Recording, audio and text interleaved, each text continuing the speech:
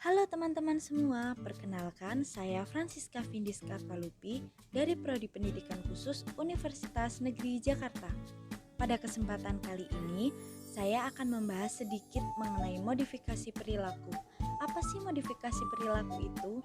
Modifikasi perilaku merupakan upaya, proses, atau tindakan untuk mengubah perilaku dengan menerapkan prinsip belajar yang teruji yang bertujuan untuk merubah perilaku maladaptif menjadi perilaku adaptif. Pada contoh kasus kali ini yaitu membuat pembiasaan merapikan tempat tidur setelah bangun bagi anak berkebutuhan khusus tunagrahita. Apa sih anak tunagrahita itu?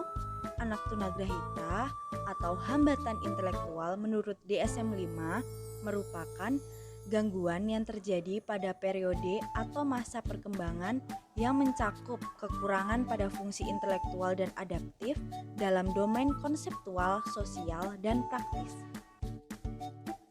Kali ini kita akan menggunakan 3 teori nih. Yang pertama, respon conditioning, yang kedua operant conditioning, dan yang ketiga modeling. Yang pertama, respon conditioning.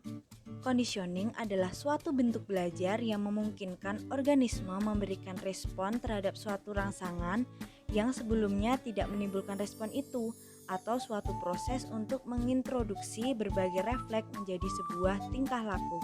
Contohnya, ketika anak bangun tidur, orang tua dapat menyapa dan mengajak anak untuk bersama-sama merapikan tempat tidur menggunakan nada yang halus. Orang tua menjelaskan bagaimana cara merapikan tempat tidur kepada anak dengan nada yang menyenangkan sehingga anak merasa senang, seperti merapikan spray, merapikan bantal dan guling, melipat selimut. Kemudian, jika anak berhasil melakukan, orang tua dapat memberikan pujian kepada anak karena anak sudah mau mencoba dan berusaha.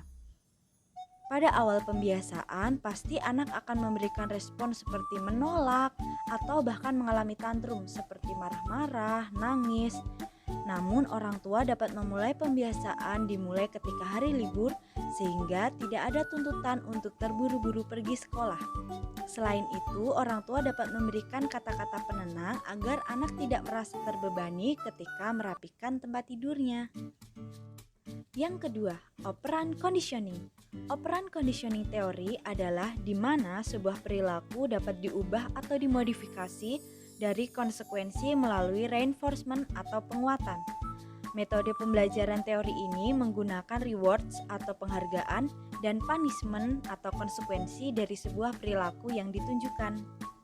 Contohnya, jika orang tua ingin anaknya memiliki kebiasaan merapikan tempat tidur setelah bangun, maka orang tua juga harus memulai pembiasaan ini kepada semua anak-anaknya tanpa terkecuali dan juga dirinya sendiri. Ketika anak sudah merapikan tempat tidur, orang tua dapat memberikan pujian serta reward dapat berupa anak dapat memilih snack kesukaannya untuk hari ini atau hal lainnya. Sebaliknya, jika anak tidak merapikan tempat tidur, maka orang tua memberikan punishment atau hukuman berupa anak tidak mendapat snack kesukaannya pada hari ini atau hal-hal kesenangan anak yang diminta. Sehingga hal ini dapat terpola pada anak untuk selalu merapikan tempat tidur agar dapat memilih snack kesukaannya pada hari itu atau mendapat pujian dari kedua orang tuanya.